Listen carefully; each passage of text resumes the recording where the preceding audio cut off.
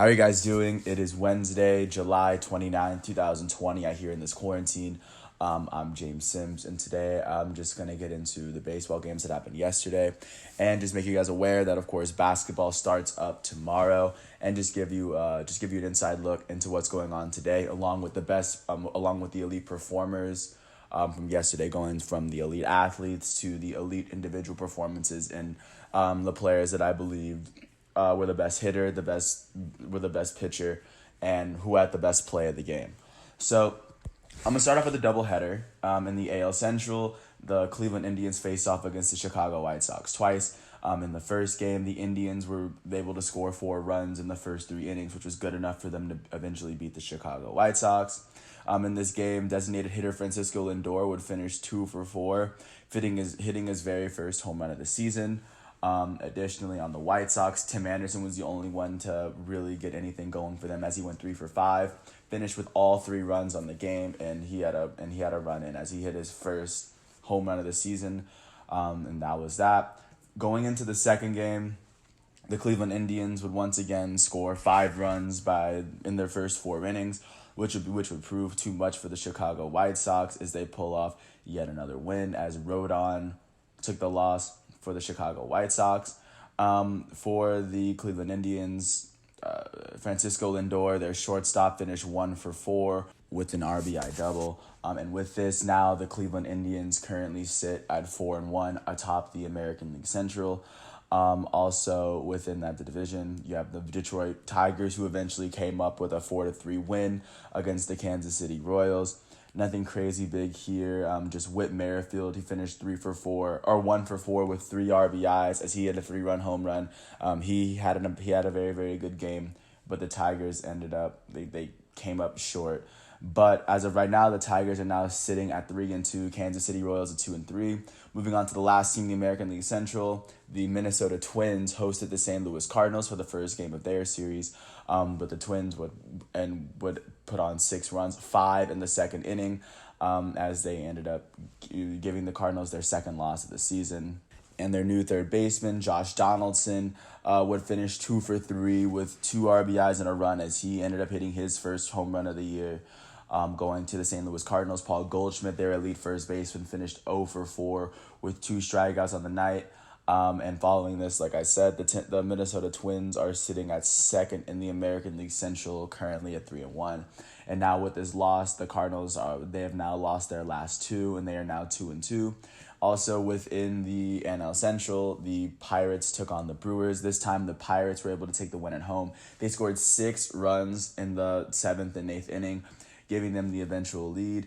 And I think they had the play of the game as Adam Frazier ended up hitting the 2-run home run in the 8th. That would give them the go-ahead 2-run home run in the 8th while they were tied at 6, to eventually give them the edge over the Brewers to give them their second win of the season. For the Brewers, left fielder Christian Yelich would finish 0 for 4 with 3 strikeouts. Not a very fun game for the Brewers, but the Pirates were able to pull it off at the end, especially considering how they were down 6-2 at some point in the game, but they were still able to turn it around. Also, looking at the National League Central, the Chicago Cubs were playing in Cincinnati yet again. This time, the Cubs were able to put on 8 runs, which was too much for the Cincinnati Reds. The Cubs finished with an 8-5 win there. Shortstop Javi Baez would finish 3 for 5 with 3 RBIs and 3 runs. He hit 2 home runs on the day, and I think following this performance, yesterday he was the best hitter of the day. I think that he deserves that award because he showed up really, really late, and he came in through and he hit a home run in his very last 2 at-bats, which did end up giving the Cubs the edge, giving them the lead as they won by 3, and he finished with 3 RBIs in his last 2 at-bats. With this, the Cubs now at 4-1 are sitting atop with the best record in the National League Central. Now moving on to the East, going on to the various AL or AL-NL games going on in the East. The Baltimore Orioles and the Miami Marlins would get postponed because the Marlins had an outbreak of COVID, and also the New York Yankees and Philadelphia Phillies game would also get postponed. But the other AL-NL matchups would prove worthy. As first, the Washington Nationals hosted the Blue Jays. And this time the Nationals were to lose their fourth of their 5 games that they played. Toronto had finished scoring 5 runs, only allowing 1. Tanner Roark only allowed 1 run and 3 hits, striking out 5 in 5 innings.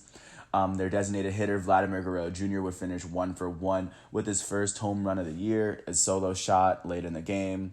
And like I said, the Blue Jays are now sitting at 3-2, a game above 5, or half a game above 5, or a game above 500 within their own division, which is proving to really, really help out. Additionally, moving to Tampa Bay for the second game of the Braves-Rays series, the Rays would end up scoring all 5 of their runs in the third inning as they proved too much for the Braves. They finished that game 5-2, and the Tampa Bay Rays starting pitcher Chirinos would allow no runs in that game as he was able to keep Freddie Freeman to no hits in the entire game. Freddie Freeman for the Atlanta Braves finished 0 for 4 with 4 strikeouts. Ronald Acuna Jr. would finish 0 for 2 with 2 walks. Ozzie Albies, the Braves second baseman, would finish 2 for 4 with an RBI single at that. And moving on to the Tampa Bay Rays, it was just a bunch of these players, especially coming together, especially in the 5th, leading to that rally. And now they are sitting at 4-1 atop the American League East. And now moving to the last game between the NL East and the AL East, as the Boston Red Sox hosted the New York Mets in Fenway. In this game, the Mets pretty much scored 3 in the 2nd, 2 in the 5th, and then 3 in the 8th, which eventually added up to them putting on 8 runs on the Red Sox. Their first baseman, Pete Alonso, would finish 0 for 4, but he did walk, and he did finish with a run on the game for the Red Sox. It was just a pretty tough game for them to get through it all, but now they are sitting at 1-4 at the bottom of the AL East. Now, as we transition out west, see what's going on, especially out there. Starting with the AL-NL matchups. Yeah, first you start off with the Arizona Diamondbacks and the Texas Rangers. As the Diamondbacks scored 3 runs in the first inning, they were able to keep the Texas Rangers to 1. The only run allowed by their pitcher, Merrill Kelly, who I believe had the pitching performance of the game. He pitched 7.2 innings pitched. Going into the 7th, he had a no-hitter, but he ended up giving 1 earned run, and that was a home run by Rougned Odor. That was the only run that the Rangers scored. They only had 3 hits on the night, all allowed by Merrill Kelly. But the Arizona Diamondbacks, because they were able to have that 3 runs of support going in, they were never out of the game. And now the D-backs are sitting at 2-3, and the Rangers now fall back to 1-3. Now going to the American League West game, the one that happened yesterday was the Seattle Mariners versus the Anaheim Angels, and the Angels would jump to 2-3, getting their second win of the season in the first 5 games, and they were able to put 10 runs on the Mariners in their home opener. Their center fielder Mike Trout would finish 1 for 5 with a run. Their third baseman, Anthony Rendon, would finish 1 for 3 with 2 RBIs and 2 runs as he did hit his first home run of the year. Shohei Ohtani would finish 1 for 5. Albert Pujols would hit his first home run of the year. And going on to the Seattle Mariners, they weren't really able to get much out of this game. But and with this, they now fall to 1-4 as they now drop below the Angels, especially in the AL West.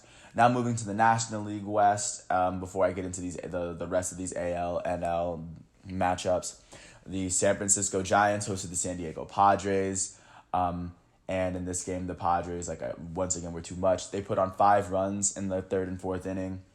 Fernando Tatis would finish the game 1 for 4 with a 3-run home run being his only hit of the game. Manny Machado would finish 0 for 4, and for the San Francisco Giants, they just couldn't come back, especially with the really great pitching coming off from the San Diego Padres as well. As Davies got the start, he only allowed 2 runs in the 5 innings that he pitched, but the Giants couldn't bring it back. As of right now, the Padres are sitting at 4-1 atop the National League West. The Giants are now 2-3, and now moving into the last 2 of the games. You have the Colorado Rockies that went to Oakland to play against the A's, and the Rockies would end up winning their 3rd game of the season with an 8-3 rout of the Oakland A's. They would, like I said, they're finished with 8 runs on the night. Their third baseman, Nolan Arenado, would finish 1 for 4 with an RBI off of a sacrifice fly, and he did finish with a run on the game.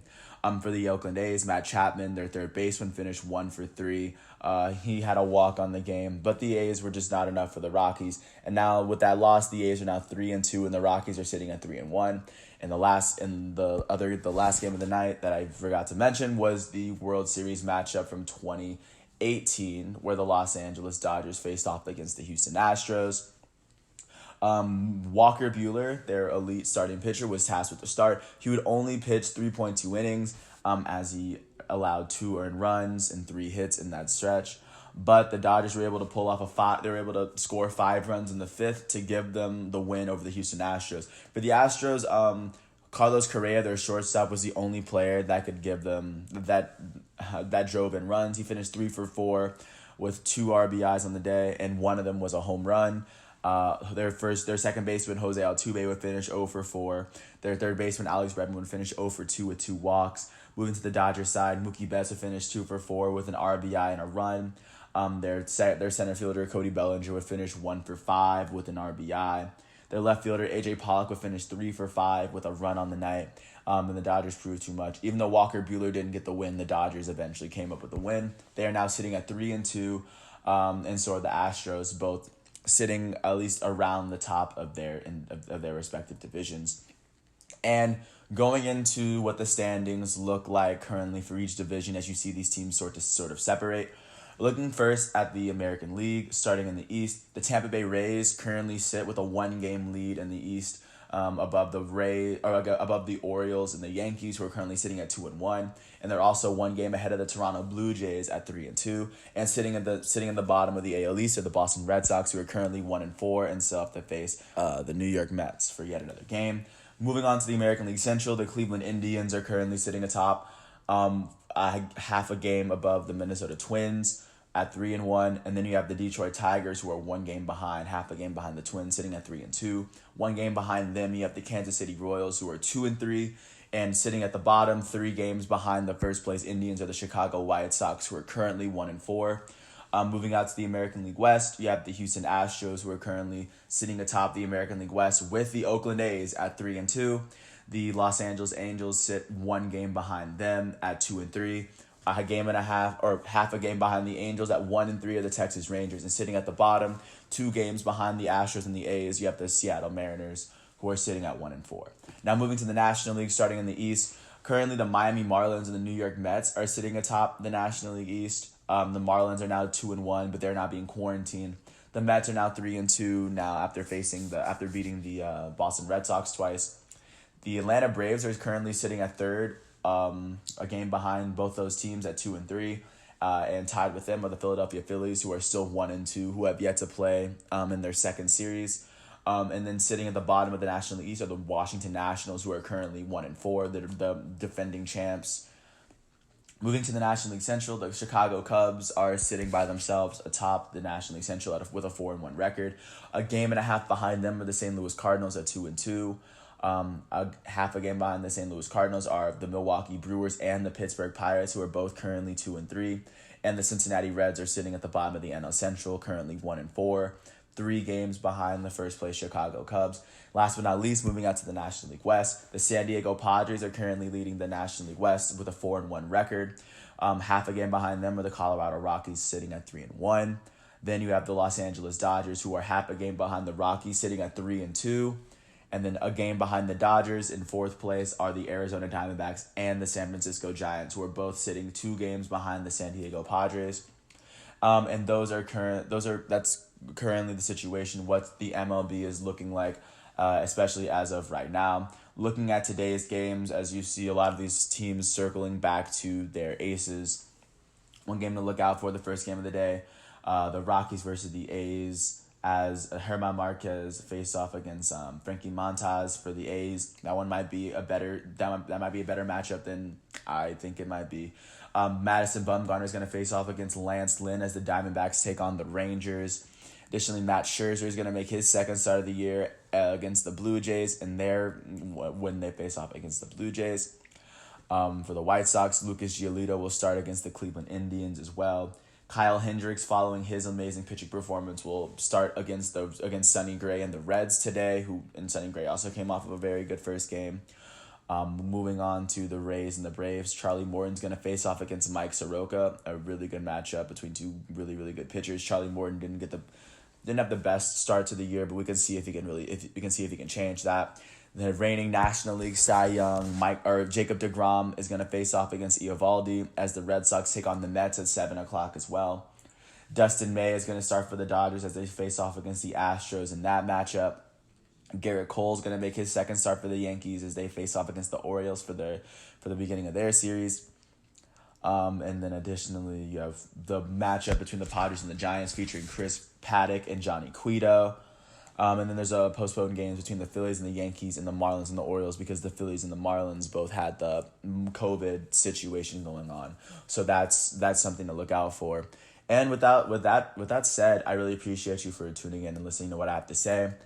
You've heard my piece. If you get a chance, just try to see if you can watch as many of these games as you can because there's a lot of good baseball. And because of the Marlins situation, we never know how long the season's going to last. So at this point, might as well enjoy it while you can. With that said, I said my piece. I wish everyone well. Peace out.